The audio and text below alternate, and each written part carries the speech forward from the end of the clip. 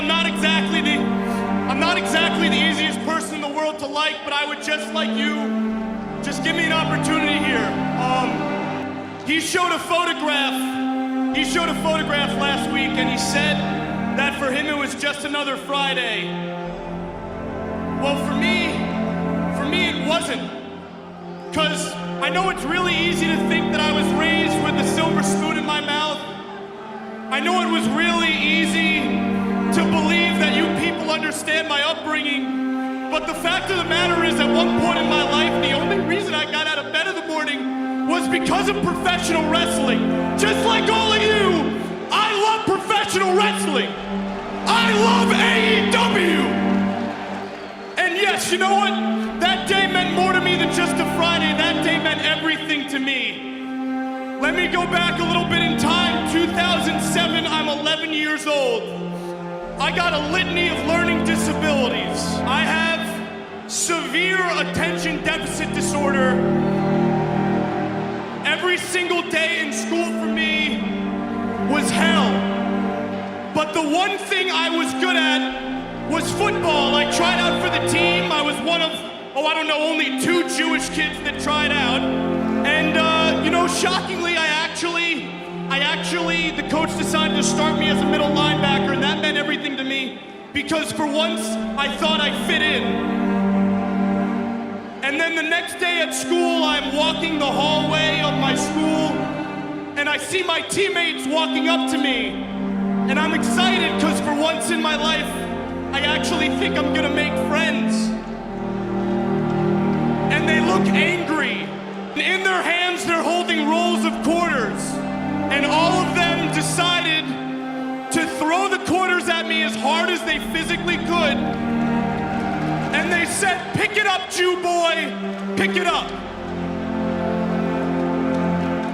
I went home and I cried and I cried and I cried, but finally I stopped because I realized today's Friday, and that means tonight I get to meet my hero at an autograph signing. My hero, the guy I looked up to, the best in the world.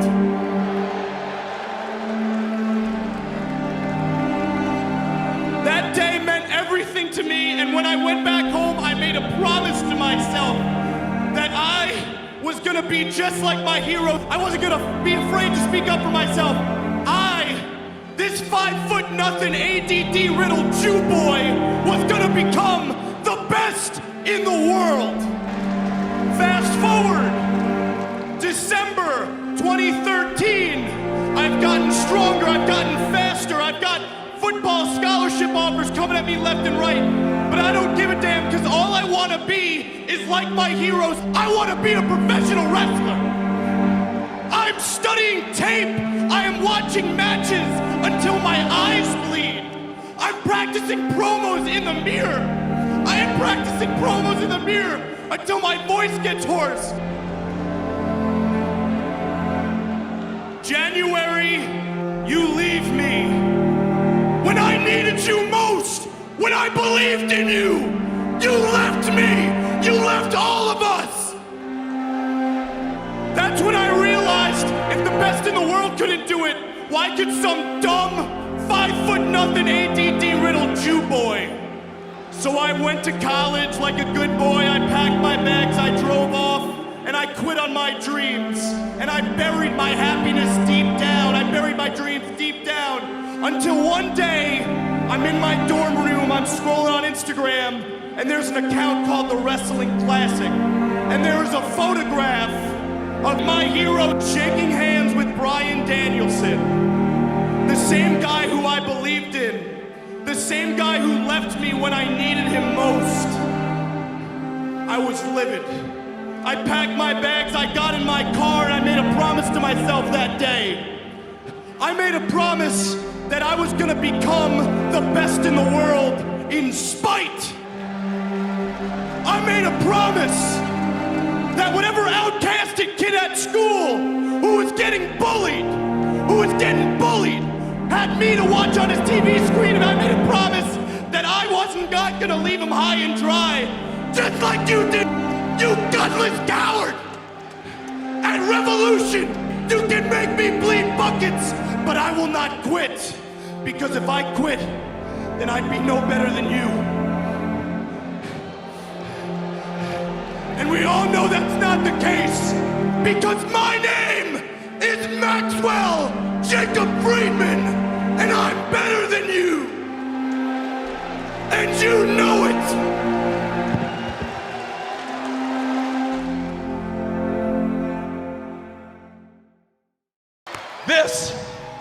This is the reason I came to Monday Night Raw, to be in this ring face to face with a man who says he runs the yard, with the guy. And if you don't believe that, just ask him, he'll tell you. And why not? Because ever since he has stepped foot in a ring, he hasn't just been the blue chip prospect. He has been the blue chip prospect that has been protected against anyone and everyone that steps in his path. You're right. No, he's right. He's right. You don't need to fight me. You are the high exalted. Everybody back there knows it. Everybody out here still kind of trying to figure it out. And I'm what you would call a polarizing figure every week. There are people that cheer because they stand for what I believe in. And then there are people that boo because they don't. But with you, it's different. They go back and forth with you because when they look at you, they see what I see. A cheap-ass, corporately created John Cena bootleg.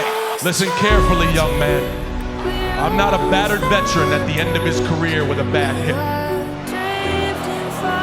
I am the fastest, strongest, and hungriest that I have ever been in my entire life.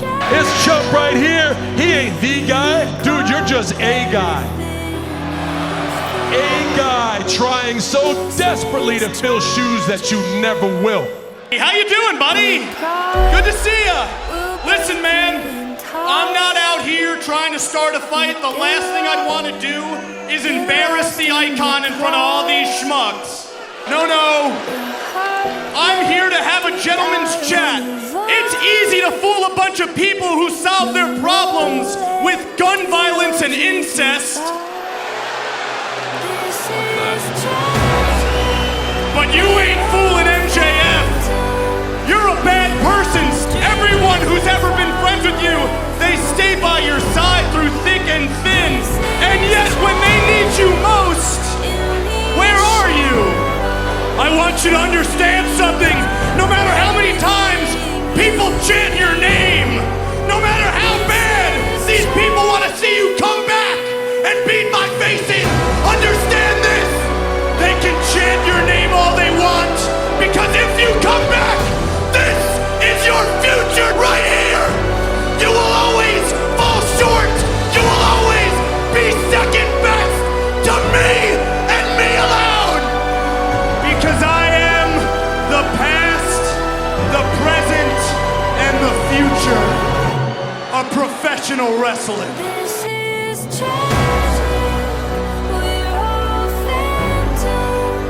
There's only one John Cena, and I'm still a bad